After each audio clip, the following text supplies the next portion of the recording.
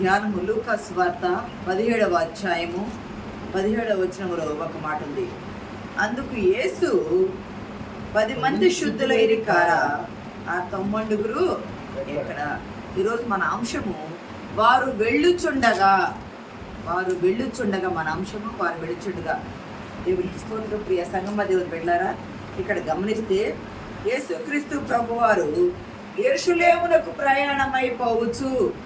యేసుక్రీస్తు ప్రభువారు యెరూషలేమునకు ప్రయాణమైపోవచ్చు అంటే ఎక్కడి నుండి వెళ్తున్నారు? గలిలయ నుండి సమరయ మీదుగా యెరూషలేమునకు వెళ్తూ ఉన్నారు. యెరూషలేమునకు వెళుచు ఉన్న సమయంలో ఆయన సమరయ యెరూషలేము ఆ ప్రాంతంలో దగ్గరకు వచ్చేటప్పటికి ఒక గుంపు ఆయన యొద్దకు వచ్చింది. ఒక గుంపు, ఆ గుంపు ఎవరయ్యా అంటే 10 మంది కుష్ఠరోగుల గుంపు.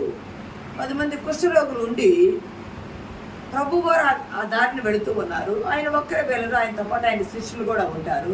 అది వెళుతూ ఉండగా 10 మంది కుష్ఠరోగులు ఊరికి దూరంగా, ఊరి వెలుపల లేకపోతే వాళ్ళు వచ్చి ప్రభు ఆ ప్రాంతం రాగానే ప్రభువా మమ్మల్ని కరుణించుము అని కేకలు వేశారు. వాళ్ళు వచ్చారు. ఒకటి, వాళ్ళు దూరంగా నిల్చున్నారు అని ఉంది. వాళ్ళు రావడం అయితే 10 మంది వచ్చారు. ఏక మనస్తో, ఏక కంఠముతో, ఏక ఆత్మతో, ఒకే దృక్పథంతో, ఒకే ఆలోచనతో కేక వేశారు. ఏమని వాళ్ళు వేసిన కేక? మమ్మను స్వస్థపరచు, మమ్మను బాగు చెయ్యి, ప్రభువా మమ్మను బాగు చెయ్యి, యేసు ప్రభువా మమ్మను బాగు చేయని వారు ఒకే రీతిగా కేకలు పెట్టారు. దూరంగా నిలుచున్నారు, ప్రభు దగ్గరికి రాలా. ఎందుకు వాళ్ళు దూరం ఉన్నారయ్యా అంటే పాత నిబంధన కాలంలో కానీ గమనించినట్లయితే అప్పటి రోజుల్లో ఆ యూదయ పాలస్తీనా ప్రాంతంలో కుష్ఠరోగులు ఎక్కువగా ఉండేవాళ్ళు, వైద్యము తక్కువగా ఉండేది. ఇప్పటి రోజుల్లో అయితే ఈనాటి కాలంలో ఏ రోగానికైనా మందు వస్తుంది, త్వరగా స్వస్థత పొందుకోవడానికి వీలవుతుంది. కానీ ఆ రోజుల్లో ఔషధం తక్కువగా ఉండేది. ఆ కుష్ఠరోగులు ఊరికి దూరంగా ఉండేవాళ్ళు. కుష్ఠరోగం వచ్చిందంటే వారు ఊరికి వెలుపల, పాలెనికి వెలుపలకి వెళ్ళిపోవాలా. యాజకుడు వచ్చి చూసి, యాజకుడే బయటకు వచ్చి చూడాలి పాలెం వెలుపలకి వచ్చి చూసి వీడికి బాగుందా లేదా, కుష్ఠరోగం ఉందని చెప్పి వాడిని చూసి నువ్వు ఊరికి దూరంగా ఉండాలని చెప్పిన ఊరికి దూరంగా వాళ్ళు ఉండేవాళ్ళు. సమాజంలో, కుటుంబంలో కలవడానికి వీలు లేదు. ఈ 10 మంది కుష్ఠరోగులు కూడా ఊరికి దూరంగా ఉన్నారు. ఊరికి దూరంగా ఉన్న సమయంలో ప్రభువారు ఆ దారిని వస్తూ ఉండగా, వాస్తవం ఇంతకు ముందు చెప్పాను, యూదులు అనేవాళ్ళు సమరయుల ప్రాంతం గుండా వెళ్ళరు, యోర్దానులు దాటి చుట్టూ తిరిగి తూర్పు ప్రాంతంగా వెళ్ళేవారు. అటువంటిది యేసుక్రీస్తు ప్రభువులు ఆ గ్రామముల మీదుగానే వస్తూ ఉన్నారు. ఎందుకంటే ప్రభు అక్కడ వారి కొరకు స్వస్థత సిద్ధపాటు చేసి పెట్టారు. మరి యేసు ప్రభువా మమ్మల్ని స్వస్థపరచవా, మమ్మల్ని బాగు చేయవా అని ఆ మాట అన్నప్పుడు ప్రభువారు అన్నారు, మీరు వెళ్ళి యాజకులకు చదవన్నమాట.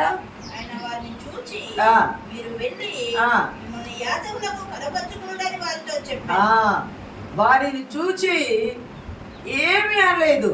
మీరు వెళ్ళి, ఒక్క మాటే, మీరు వెళ్ళి యాజకులకు కనబరుచుకోండి అన్నారు.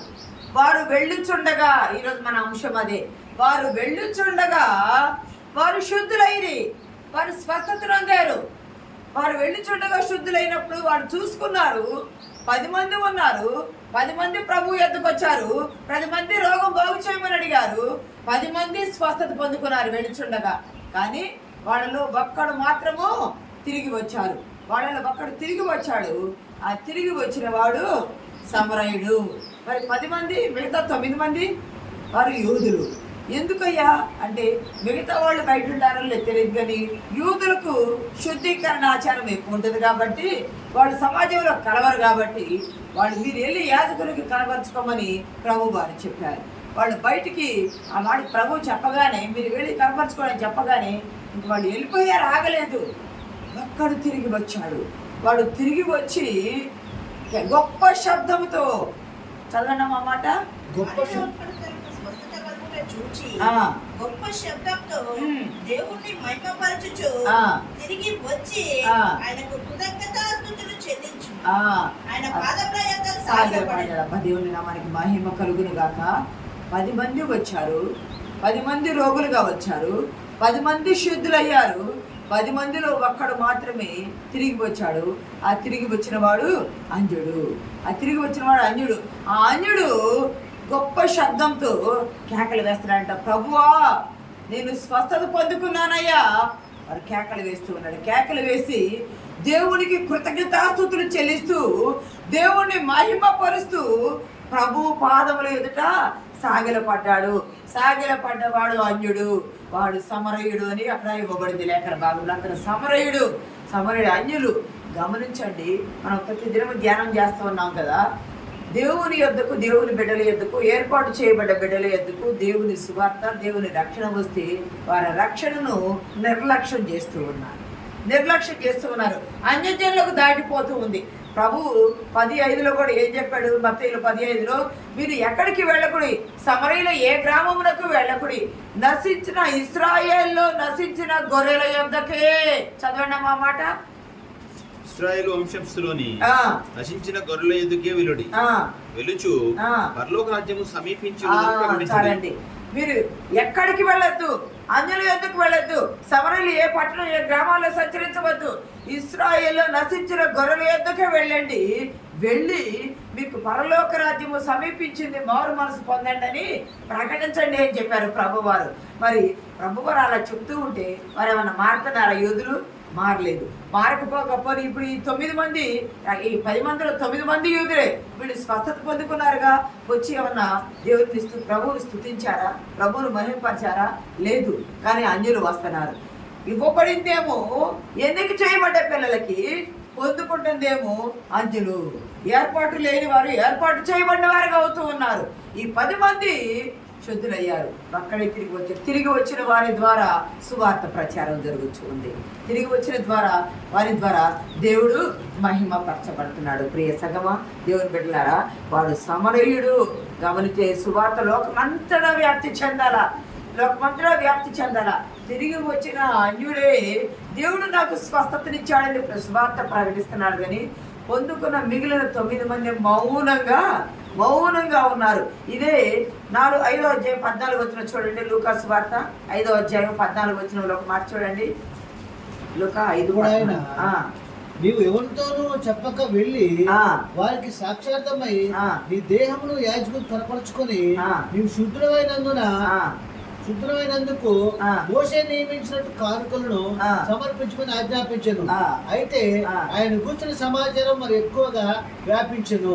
ఇక్కడ గమనించినట్లయితే ఇక్కడ కూడా ఒక కుష్ఠరోగి ప్రభు వారు వస్తూ ఉంటే ఆ కుష్ఠరోగి, ప్రభువా నీకు ఇష్టమైతే నన్ను శుద్ధుడిని చేయి, ప్రభువా నీకు ఇష్టమైతే, నాకిష్టమే, నువ్వు శుద్ధుడు కమ్మని ప్రభువు చేయి చాపి వారిని ముట్టినట్టు అక్కడ ఉన్నది.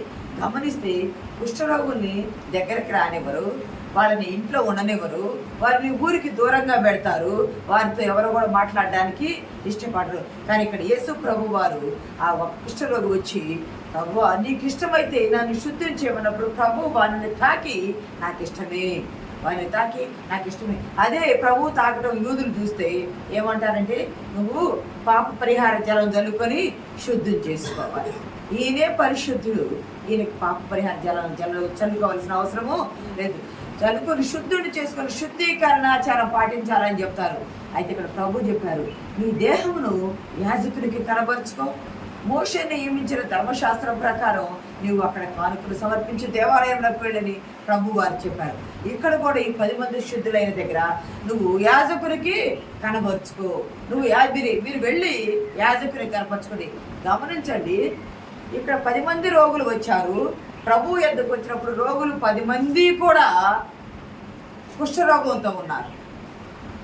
మీరు వెళ్ళండి అన్నప్పుడు 10 మంది శుద్ధులయ్యారు. వచ్చినప్పుడు 10 మంది ఉన్నారు, 10 మంది రోగంతో ఉన్నారు. వెళ్ళమన్నప్పుడు 10 మంది వెళ్ళారు, 10 మంది శుద్ధులయ్యారు. యేసుక్రీస్తు ప్రభు వారు కానా వివాహాలు చూడవలసిన లేదు. కానీ కానా వివాహంలో 6 రాతి బాండలు ఉంటే అవి ఖాళీగా ఉంటే వాటి నిండా నీళ్లు నింపుడని ప్రభు వారు చెప్పినప్పుడు వాటి నిండా నీళ్లు నింపమనే ప్రభు చెప్పింది. ఖాళీ బాండలకు నిండా నింపారు. ఆ ఖాళీ బాండలు నింపబడినప్పుడు అవి నీళ్ళే, కానీ ముంచి తీసుకువెళ్ళినప్పుడు అవి ద్రాక్షారసం. ఇక్కడ వీళ్ళు వచ్చినప్పుడు రోగులే, మీరు వెళ్ళండి యాజకులకు కనపరుచుకోండి అన్నప్పుడు వాళ్ళు శుద్ధులయ్యి వాళ్ళు స్వస్థత పొందుకున్నారు. అక్కడ అవి కాళ్ళి రాతి బాణలే, నింపమన్నప్పుడు నీళ్లే, ముంచి తీసుకువెళ్ళినప్పుడు అవి ద్రాక్షరసం. మాట మాత్రమే దేవుని నామానికి మహిమ కలుగును గాక. ఆయన మాట మాత్రం సెలవిస్తే చాలు, కలుగును గాకంటే కలిగింది, ఆకాశము కలుగు గాకంటే కలిగింది, భూమి కలుగు గాకంటే కలిగింది. మాట మాత్రం సెలవిస్తే దేని ద్వారా దేనికైనా స్వస్థత లభిస్తే. ఇక్కడ యేసుక్రీస్తు ప్రభువారు మాట మాత్రం సెలవిచ్చారు, మీరు వెళ్ళి యాజకునికి కనపరుచుకోండి అంటే యాజకునికి కనపరుచుకోవాలా. లేవియా కాండము 14వ అధ్యాయము, ఈ అధ్యాయం అంతా కూడా కుష్ఠరోగులకు సంబంధించింది ఉంది. కుష్ఠరోగి కానీ కుష్ఠరోగం ఉంది అని తెలిస్తే వారిని ఎక్కడికి పంపించాలా? పాలెం వెలుపటికి పంపించాలా? దేవాలయానికి రావడానికి లేదు, పాలెం వెలుపలకు పంపించాలా? యాజకుడే పాలెం వెలుపలకు వస్తాడు. పాలెం వెలుపలకు వచ్చి వారి కుష్ఠరోగాన్ని చూస్తాడు. చూచి నీకు కుష్ఠరోగం ఉంది కాబట్టి నువ్వు బయట ఉండాలంటాడు. కుష్ఠరోగం తగ్గిందనుకో యాజకులు వచ్చి వారిని చూచి నీ కుష్ఠరోగం తగ్గింది అని చెప్పినప్పుడు వాడు ఏమి చేయాలి అంటే దేవాలయానికి రావాలా. దేవాలయానికి వచ్చి పవిత్రమైన సజీవమైన పక్షులను, 2 పక్షులు, అవి పావురాలే కానీ గుబ్బలే కానీ 2 పక్షులు తేవాలా, ఎర్ర నూలు తేవాలా, దేవదారు కర్ర తేవాలా, హిస్సోపు మొక్క తేవాలా. ఇవన్నీ ఈ పక్షులు, దేవదారు కర్ర, ఎర్ర నూలు, హిస్సోపు, ఈ 4 తీసుకొని రావాలా. యాజకుడు ఏం చేస్తాడు? ఒక పక్షి రక్తము చిందించి పారు నీటిలో, నీళ్లు పారుతూ ఉంటాయి కదా, పారే నీటి దగ్గర తీసుకెళ్ళి వీటిని తడుపుతాడు. ఏది? బ్రతికిన ఒక పక్షిని, హిస్సోపుని, ఎర్ర నూలుని, దేవదారు కర్రని కలిపి వీటితో 7 మార్లు, ఈ జలంతో 7 మార్లు కుష్ఠరోగిని 7 మార్లు చిలకరిస్తాడు. నీళ్ళు 7 మార్లు చిలకరిస్తాడు. మరి బ్రతుకున్న పక్షిని ఏం చేస్తాడు? పైకి ఎగరవేస్తాడు, స్వేచ్ఛగా ఎగరవేస్తాడు. అప్పుడు నీకు తగ్గింది, నీవు స్వస్థత పొందుకున్నావు, నువ్వు శుద్ధీకరించబడ్డావు. అప్పుడు నువ్వేం చేయాలా? నువ్వు ఇంటికి క్షవరం చేసుకొని, శుభ్రం చేసుకొని, స్నానం చేసుకొని, నీ బట్టలు ఉతుక్కొని స్నానం చేసుకొని నీవు నీ కుటుంబానికి వెళ్ళాలా. నువ్వు దేవాలయానికి వెళ్ళి దేవుని సన్నిధిలో నీవు ఆరాధించాలి. ఇంత ప్రాసెస్ ఉంది. 10 మంది శుద్ధులయ్యారు కదా, 9 మంది పరిగెత్తారు కదా. ఎందుకు పరిగెత్తారయ్య అంటే ఇప్పటి వరకు ఊరికి దూరంగా ఉన్నారు, ఇప్పటి వరకు కుటుంబానికి దూరంగా ఉన్నారు, ఇప్పటి వరకు దేవాలయానికి దూరంగా ఉన్నారు, ఇప్పటి వరకు సమాజంలో కలవలేదు. ఇప్పుడు వీడు సమాజంలో కలవాలా, తన భార్య బిడ్డలతో, తన భర్త బిడ్డలతో, తమ తల్లిదండ్రులతో, తమ కుటుంబంతో కలవాలి. కాబట్టి వాడు శుద్ధీకరణాచారం చాలా ప్రాసెస్ ఉంటుంది. కాబట్టి ఆ యాజకుడు ఖాళీ ఉండి రావాలా, ఆయన వచ్చిన వరకు ఎదురు చూడాలా, అవన్నీ చూడాలి. కాబట్టి కానీ గమనించారా, మన యాజకుడు యేసుక్రీస్తు ప్రభువారు ఊరి వెలుపలే వారిని కలిశారు. లేఖనాల ప్రకారము, పాత నిబంధన ప్రకారమే ఊరి వెలుపలే వారిని కలిసి మీరు శుద్ధిగా మీరు వెళ్ళండి అయ్యా అన్నారు. ఎక్కడికి వెళ్ళమన్నారు? శుద్ధులైతేనే దేవాలయానికి వెళ్ళేది. శుద్ధులయ్యారు వాళ్ళు. కానీ మళ్ళా వచ్చి ఆయనకు కృతజ్ఞతాస్తుతులు చెల్లించలేదు. కృతజ్ఞతాస్తుతులు చెల్లించుట దేవునికి చాలా ఇష్టము. కృతజ్ఞతాస్తుతులు చెల్లించకపోతే ప్రియ సంగమా దేవుడు ఇష్టపడడు. మీకు గుర్తుందా? 2వ దినవృత్తాంతాలు 32వ అధ్యాయము, 2వ దినవృత్తాంతాల గ్రంథము 32వ అధ్యాయము 35వ వచనంలో ఒక మాట ఉంటుంది చూడండి. ఇక్కడ హిజ్కియా గురించి ఇవ్వబడింది. హిజ్కియా చేసిన ఇతర కార్యములను గురించి, అతను చూపిన భక్తిని గురించి ప్రవక్తను ఆమోజ్ కుమారుడు యెషయా కలిగిన దర్శనంలో గ్రంథమందు యూదా ఇశ్రాయేలు రాజుల గ్రంథమందు వ్రాయబడినది. హిజ్కియా తన పితరులతో కూడా నిద్రించగా జనులు దావీదు సంతతి వారి శ్మశాన భూమి మీద కట్టబడిన బహిష్కారమునందు అతన్ని పాతిపెట్టిరి. అతను మరణం పొందినప్పుడు యూదావారందరూ నిలిచిన కాపురస్థానంలో అతని ఉత్తర క్రియలను 24వ వచనం చదవండి. ఆ దినములో హిజ్కియా రోగి అయి మరణ దశలో ఉండెను.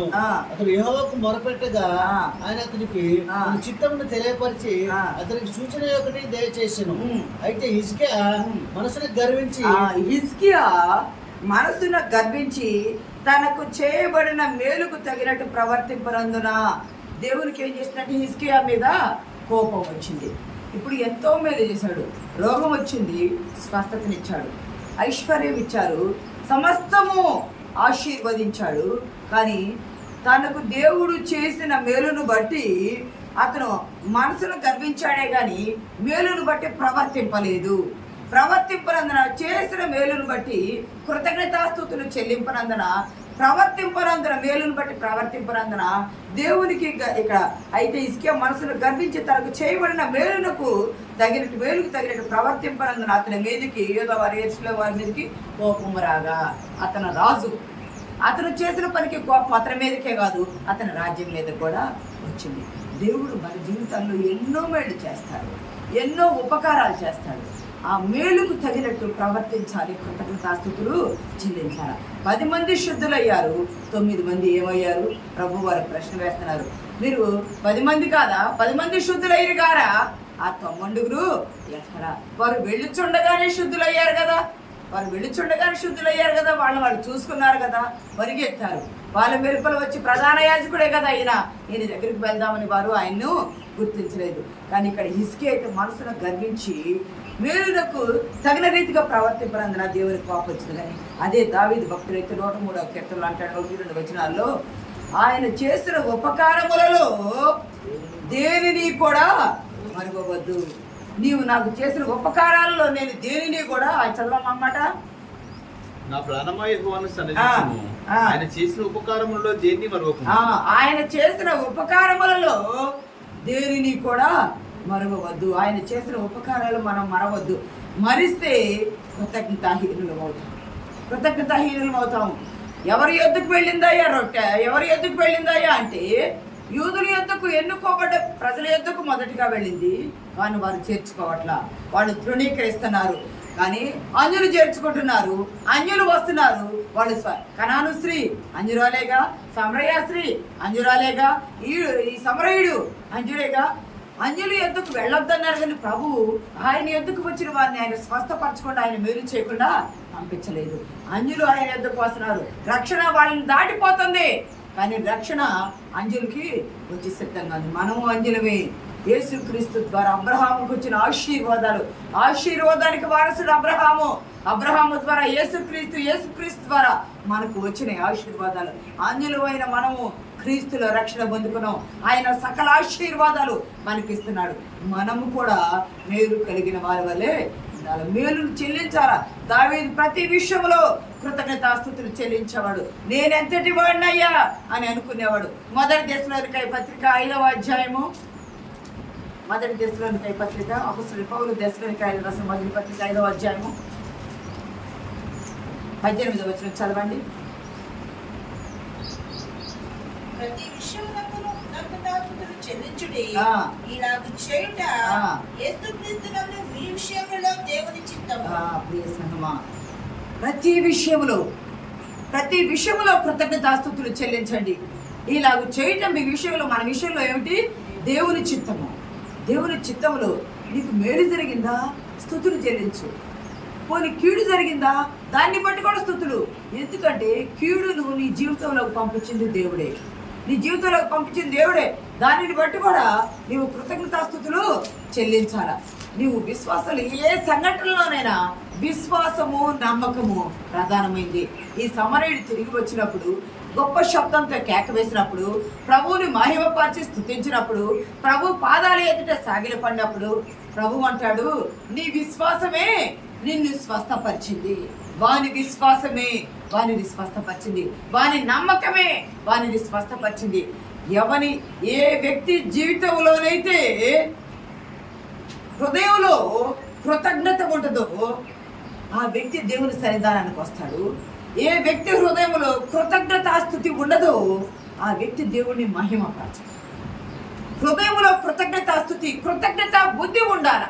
కృతజ్ఞత బుద్ధి ఉన్నప్పుడు అప్పుడు దేవుని మనం స్తుతిస్తాం. కృతజ్ఞత బుద్ధి అనేది మనలో లేనప్పుడు, స్తుతి చెల్లించాలనే బుద్ధి మనలో పుట్టినప్పుడు మనం దేవుని యొద్దకు వచ్చి స్తుతి చెల్లించలేము. మరి ఇక్కడ గమనిస్తే వీళ్ళకి ఆ కృతజ్ఞత స్తుతి చెల్లించాలన్న ఆలోచన ఉందో లేదో కానీ తమ కుటుంబాలతో యాజకునికి కనబరుచుకొని తమ కుటుంబాలతో కలవాలన్న తొందర ఆతృత ఉంది. ఎంతకాలం తర్వాత వీళ్ళు జీవించారు ఇక్కడ ఇవ్వబడలేదు కానీ, శుద్ధులైన తర్వాత ఎంతకాలం జీవించారో ఇవ్వబడలేదు కానీ దేవుని నామాన్ని మహిమపరచలా. దేవుడు మొదట మనల్ని ప్రేమించి మనకు అన్ని అనుగ్రహిస్తాడు. మొదటి యోహాను పత్రిక 4వ అధ్యాయము 19వ వచనంలో ఉంటుంది కదండి.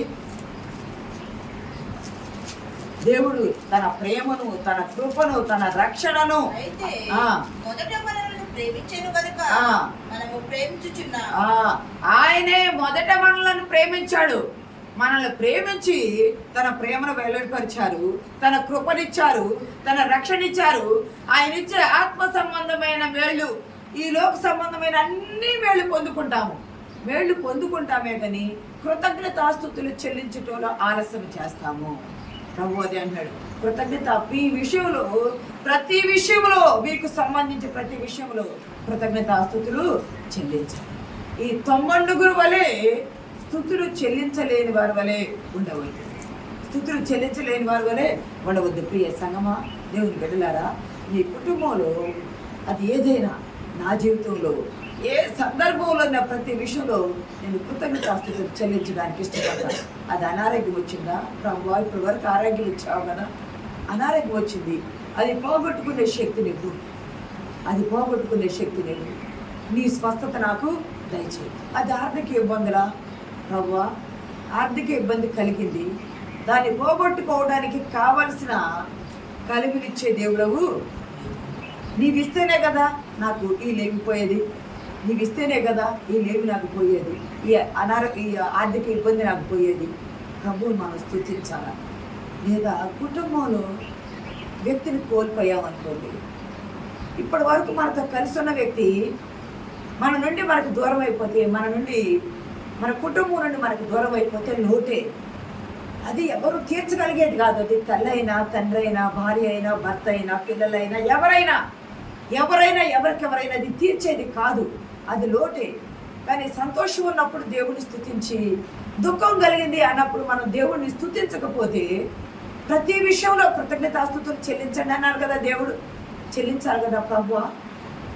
ఈ జీవితం ఇప్పటి వరకు ఇలాగ కొనసాగింది, ఇక ముందు ఈ రీతిగా మనుషులను కోల్పోయాం కదా, మనుషులు లేకుండా బ్రతకటం నేర్చుకోవాలి కదా. అలాగ నేర్చుకున్నట నాకు నేర్పించు ప్రభువా, అందు నిమిత్తం మీకు స్తోత్రాలు. అలాగూ కూడా ప్రభువులకు స్తుతులు చెల్లించాలి. కోల్పోయిన మనుషులు తిరిగి తెచ్చుకోలేము, కానీ మన జీవనాన్ని కొనసాగించాలంటే ప్రభు తోడుతూ మనం కృతజ్ఞతాస్తుతులు చెల్లించాలి. అది ఏదైనా సరే మన హృదయాన్ని ఎత్తుపట్టి ప్రభువుకు స్తుతులు చెల్లించాలి. ఇది ఎందుకు జరిగిందో నాకు అర్థం కావటం లేదయ్యా, నా జీవితంలో ఇది ఎందుకు జరిగిందో నాకు అర్థం కావటం లేదయ్యా, కానీ ప్రభా ఇది ఇలాగ జరగటం నా జీవితంలో నీ నిర్ణయం, నీ చిత్తమైతే దాన్ని కొనసాగించే శక్తిని నాకు ఇవ్వు ప్రభు అని మనం ప్రభు అడగాల. మన జీవితంలోకి వచ్చే ప్రతి శ్రమ, ప్రతి శోధన, ప్రతి కష్టము, ప్రతి కన్నీరు దేవుడు ఆజ్ఞ ఇవ్వకుండా, దేవుని చిత్తం లేకుండా మన యొద్దకు రాదు. దేవుడు ఆజ్ఞ ఇవ్వకుండా, దేవుని చిత్తం లేకుండా మన యొద్దకు రాదు.